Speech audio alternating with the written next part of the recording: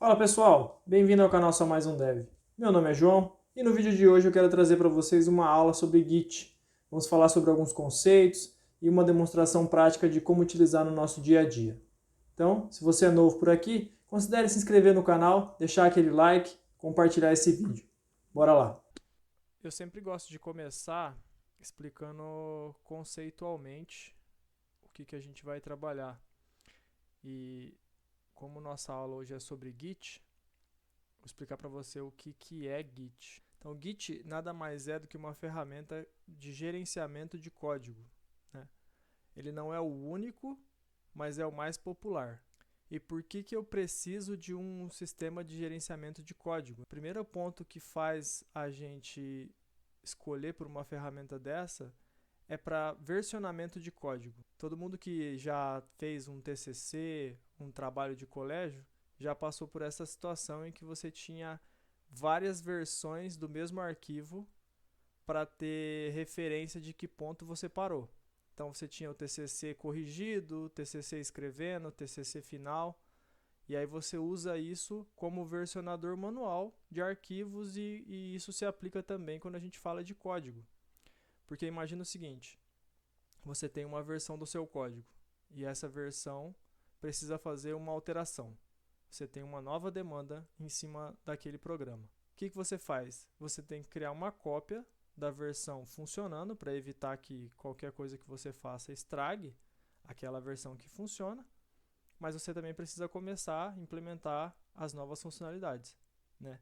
Então, um sistema de gerenciamento de código, ele serve como um automatizador desse tipo de versionamento manual. Então, você sai dessa versão que você controla manualmente os seus arquivos para uma versão automatizada.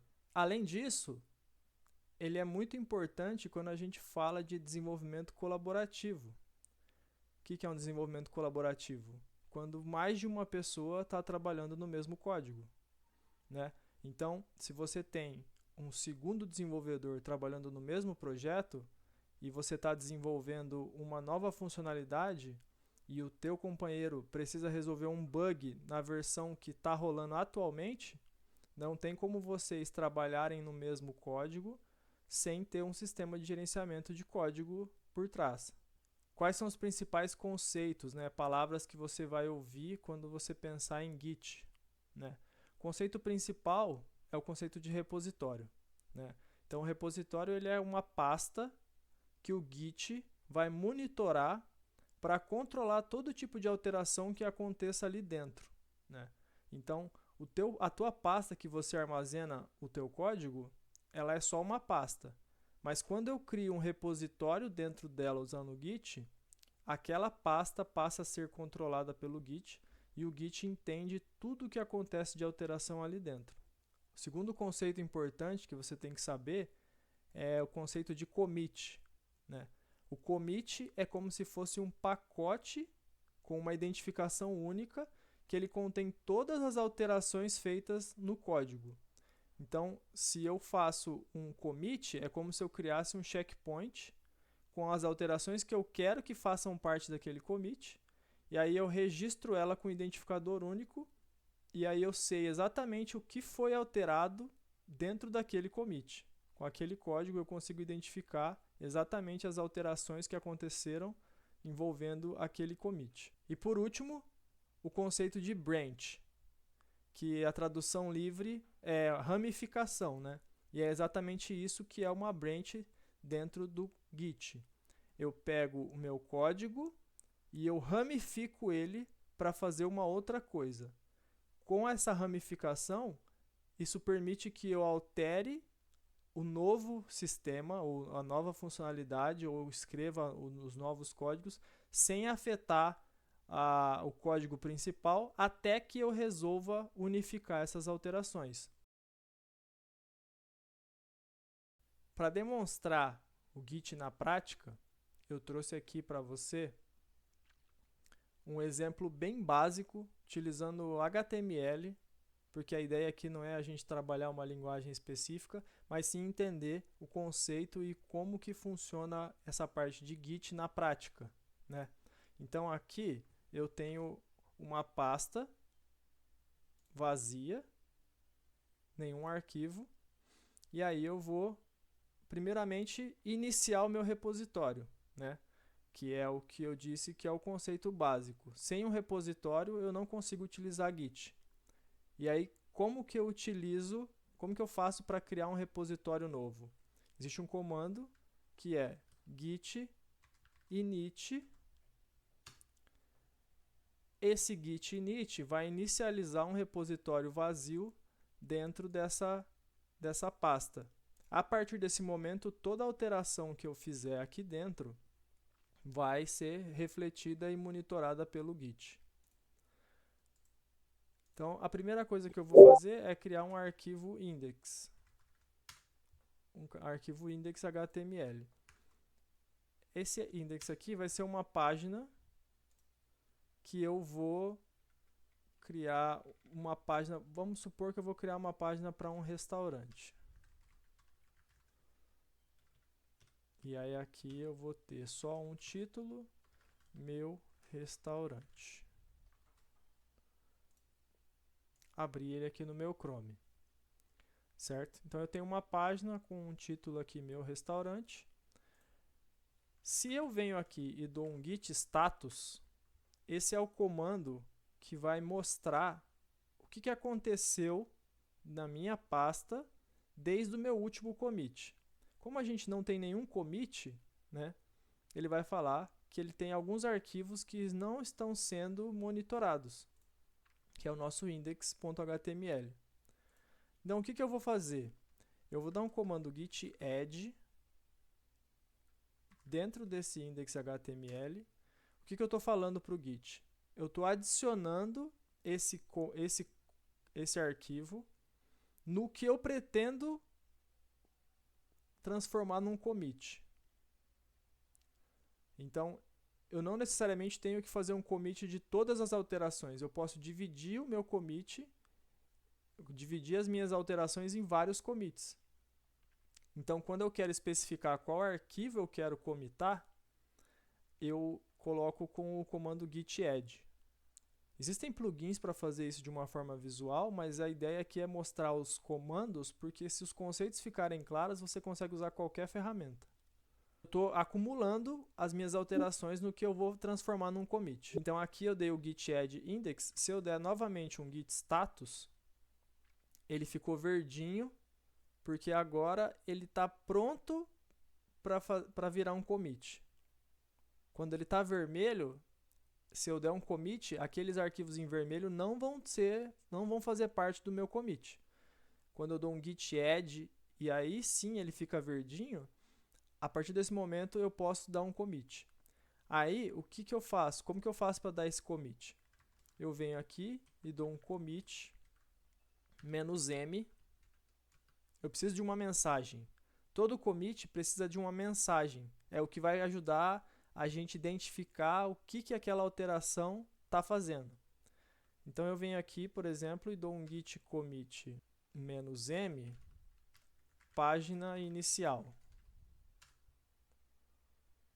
A partir desse momento, toda alteração que eu fizer nessa página inicial, eu consigo voltar na versão do meu commit muito rapidamente. Então, por exemplo, se eu dar um git status agora, ele vai falar que não tem nada para commitar, porque as alterações do meu arquivo correspondem às alterações do meu último commit. Se eu der um git log, você vai ver o histórico dos commits que foram feitos dentro desse repositório. Então, foi feito um commit pelo João no dia 23, referente à página inicial. Tá. Fiz meu commit. Agora, vamos imaginar uma situação hipotética. Você está trabalhando num projeto, essa página inicial do teu restaurante já está em produção. O teu site já está publicado. Aí vem para você como desenvolvedor a demanda de criar uma página de cardápio. Para que eu não polua essa página que está pronta, se você perceber, quando eu crio um repositório, ele cria para mim uma branch.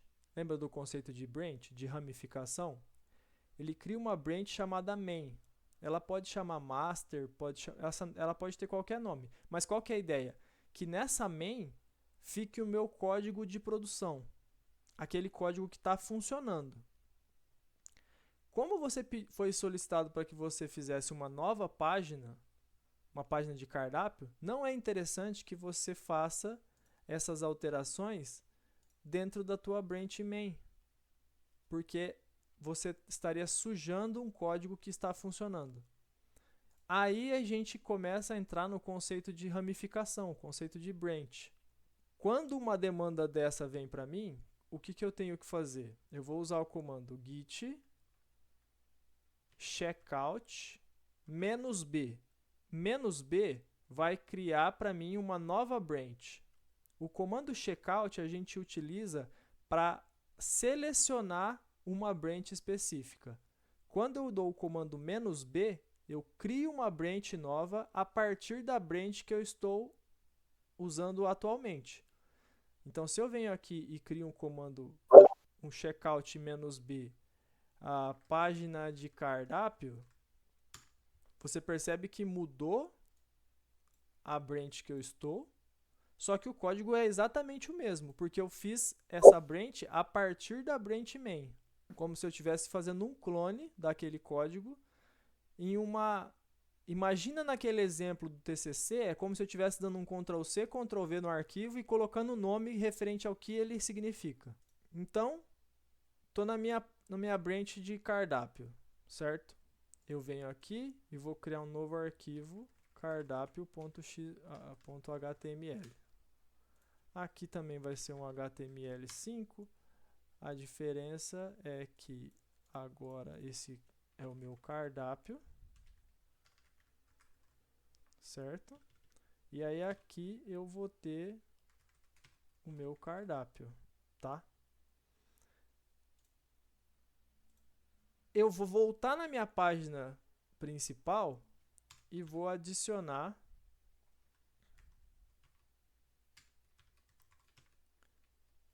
um link para esse cardápio.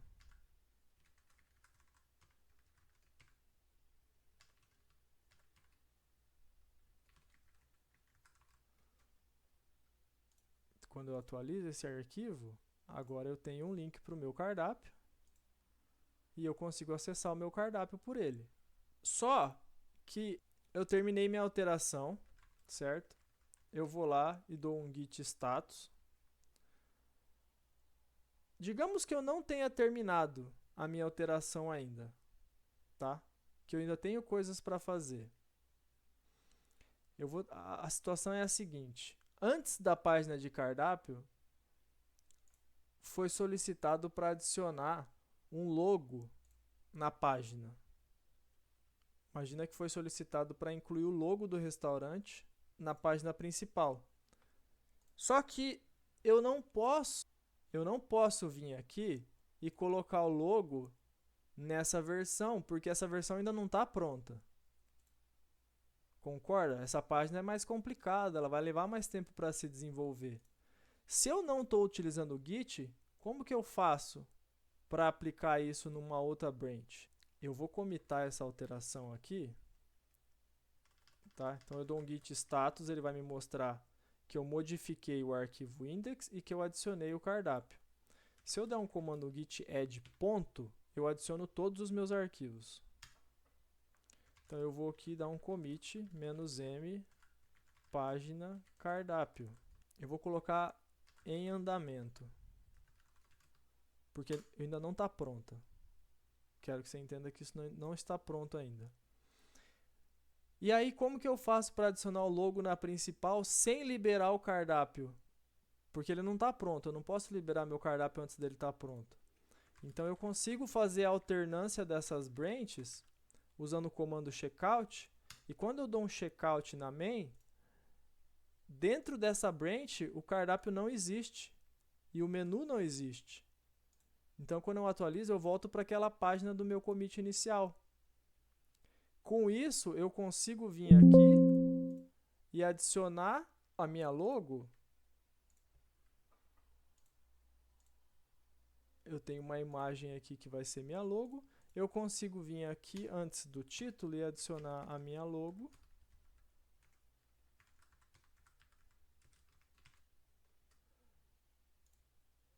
E aí eu tenho a logo do meu restaurante, só que ainda antes sem ter o cardápio. Só que entende que eu não perdi o desenvolvimento que eu fiz do cardápio?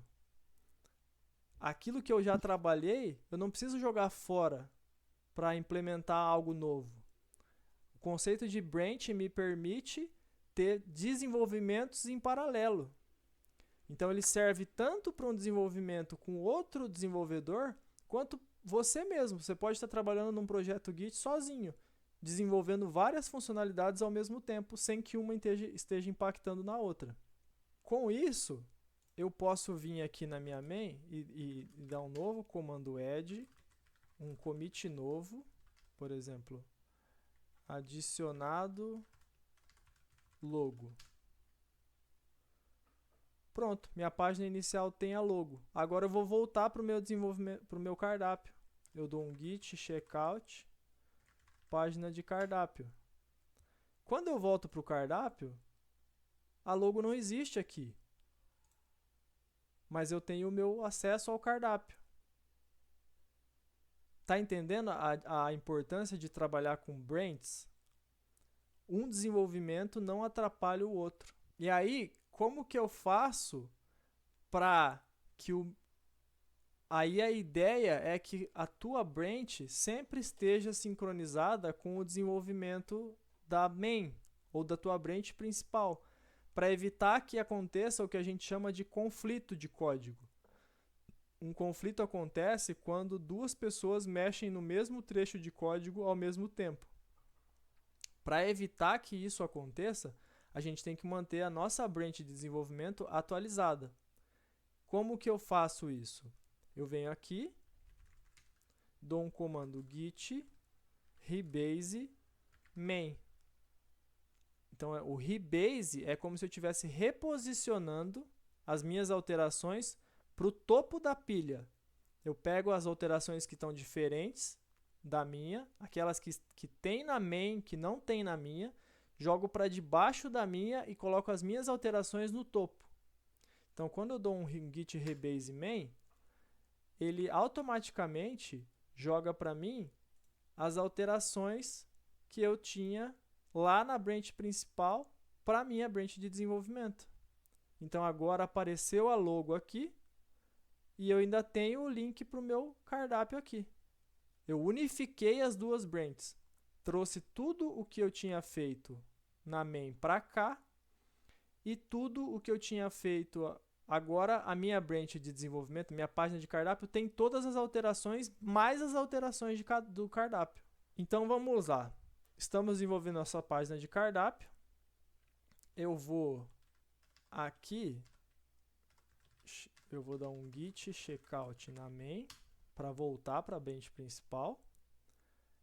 E aí, ao mesmo tempo que você está desenvolvendo a tua página de cardápio, foi solicitado para um outro desenvolvedor desenvolver a página de contato. Então, ele vai criar uma branch página de contato ao mesmo tempo que você está desenvolvendo a tua página de cardápio. Na página de contato, não tem o link de cardápio e não tem nenhuma outra página. Ele vai fazer a mesma coisa aqui, ele vai criar uma página contato.html, vai criar uma página aqui, contato,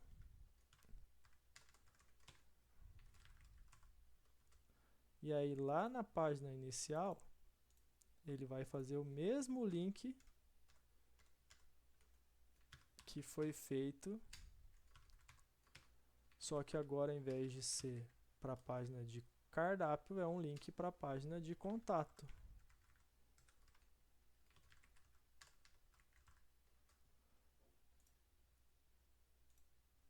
Página de contato está implementada. Esse desenvolvedor vem aqui, adiciona e cria um commit página de contato. Finalizou. checkout main. Lembra que a gente usou o comando rebase? O comando rebase é usado para posicionar o commit, o seu último commit, no topo das alterações. Mas quando a gente quer unificar o nosso código com uma branch principal, a gente usa o comando merge. Então, dentro da main aqui, digamos que o desenvolvedor da página de contato terminou primeiro a página. E aí, então a gente vai fazer a unificação. Dentro da principal, eu vou dar um git merge na main da página de contato. Quando eu faço isso, ele atualizou as minhas alterações, certo?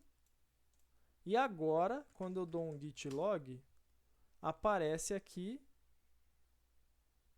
que a página de contato foi adicionada junto com a página com a branch principal. Funcionou, zero conflito. Aí vamos fazer a mesma coisa com a página de cardápio. É a mesma coisa, certo? Só que se eu venho aqui agora, acontece o que a gente chama de conflito. Por quê?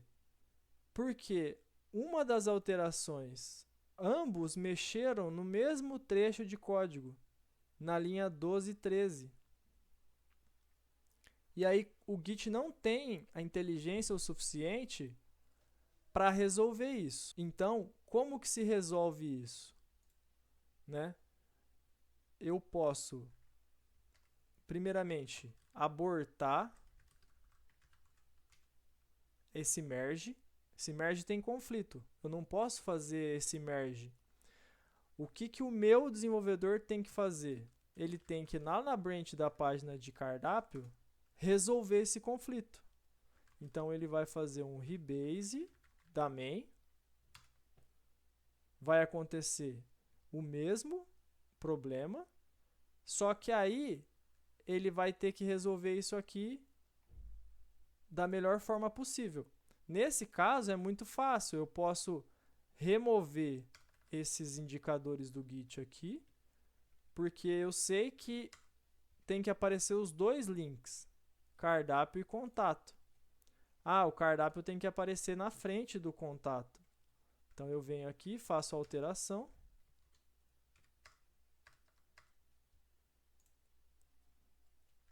Isso gera alterações no meu código. Eu venho, dou um git add e dou um commit. Ele vai regerar o meu commit, certo? Me dá a alteração de mudar o nome. E aí eu dou um rebase continue. Agora sim, a minha branch de cardápio tem as alterações da principal, que incluem as alterações do contato. E agora eu posso vir aqui na main e dar um merge na cardápio, porque os conflitos foram resolvidos. Então a minha branch principal agora, ela tem o cardápio e o contato. Git é a ferramenta de gerenciamento de código. O GitHub é uma plataforma de hospedagem de código, né? E os arquivos que o GitHub trabalha utilizam o Git por trás. Imagina o GitHub como um repositório na nuvem. Tudo que a gente fez na demonstração foi utilizando o Git local. Tudo está dentro do mesmo computador. O GitHub me permite que os meus repositórios fiquem hospedados na nuvem. Então eu consigo ter o meu código hospedado não só na minha máquina, mas na nuvem. É o GitHub que vai fazer esse controle de branch. E aí tem alguns conceitos que são muito importantes quando a gente fala de GitHub. O primeiro conceito é o conceito de pull request. A pull request ela ocorre quando uma branch de origem precisa que as suas alterações sejam aplicadas em uma branch de destino. Aquilo que a gente usou rebase e merge, dentro do GitHub a gente faria com pull request. É como se eu estivesse fazendo uma solicitação para que a minha alteração fosse parar na branch de destino. E aí, muito paralelo a isso, a gente tem o conceito de code review, que é o processo de análise de código por um terceiro. Então, imagina que você, como desenvolvedor, tem noção das suas alterações, mas você quer que um terceiro dê uma conferida para ver se aquilo que você mexeu não vai quebrar ou impactar em alguma outra coisa, ou se está nas melhores práticas, ou se você escreveu do jeito que eles esperam que esteja a base de código. Então, quando você abre uma pull request, essa pull request pode ser configurada para necessitar de aprovação. Essa aprovação é o conceito que a gente chama de code review. Então aqui eu tenho o meu GitHub. Dentro do meu GitHub eu vou criar um repositório novo. Só que a diferença é que aqui esse repositório não vai ser da minha máquina, vai ser um repositório que pode ser acessado de qualquer lugar. Então eu vou colocar aqui aula de Git e vou criar ele como público. O GitHub permite você ter repositórios públicos e privados. Público, qualquer um consegue visualizar o teu código. Privado, só pessoas autorizadas. Então, eu criei esse repositório, ele vai me dar um endereço, e aí com esse endereço, então eu vou apontar para que o meu repositório local faça referência com aquele repositório na nuvem. Para isso eu dou o comando git remote add. Aí eu dou um apelido para esse endereço, né? A gente costuma chamar de origin. E aí eu colo aquele endereço. Com esse comando git remote add, eu estou fazendo um link entre o meu repositório local e aquele repositório na nuvem. E aí a gente tem novos comandos que podem ser usados. O primeiro deles é o git push. Quando eu dou um git push, eu falo que eu quero mandar para o meu repositório de origem a minha branch main. Quando eu dou o git push e o link foi feito corretamente, quando eu volto no meu repositório aqui e atualizo, todo o meu código veio parar aqui. A partir desse momento, qualquer desenvolvedor que eu queira dar acesso, ou no caso de um repositório público, ele consegue ter acesso a esse código. Ele não fica mais centralizado na minha máquina. E aí, como que funciona o processo de pull request que a gente tinha conversado? Eu vou criar uma branch nova, página endereço. E aí, dentro da página endereço, eu vou fazer as alterações aqui. Vai ser um H1 de endereços. Salvei. Eu preciso adicionar a opção. Eu vou adicionar com o comando add. Vou fazer um commit novo. E aí eu vou fazer um push para o meu GitHub da branch de página de endereço. Quando eu faço esse push e eu volto para o GitHub, ele notifica para mim que uma nova branch foi criada. E aí o GitHub gerencia para mim o processo de mesclagem. Então eu crio uma pull request,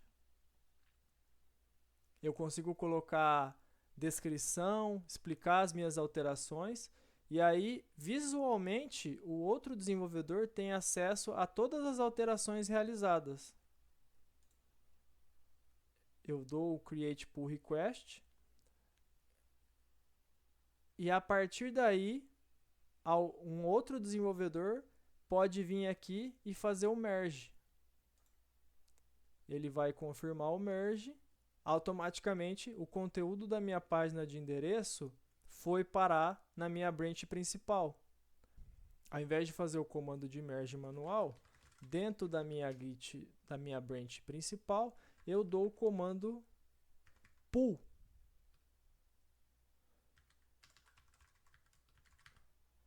Aí o comando pull é o comando de puxar da nuvem os códigos que estão diferentes da minha branch local. Quando eu faço isso, ele identifica que teve alteração lá e carrega as alterações para dentro da minha branch local. E aí, quando eu atualizo, eu tenho cardápio, contato e endereço. Então, esse é o fluxo profissional de Git no dia a dia. Existem outras plataformas, tem Bitbucket, a AWS tem a dela, mas o GitHub talvez é a mais popular.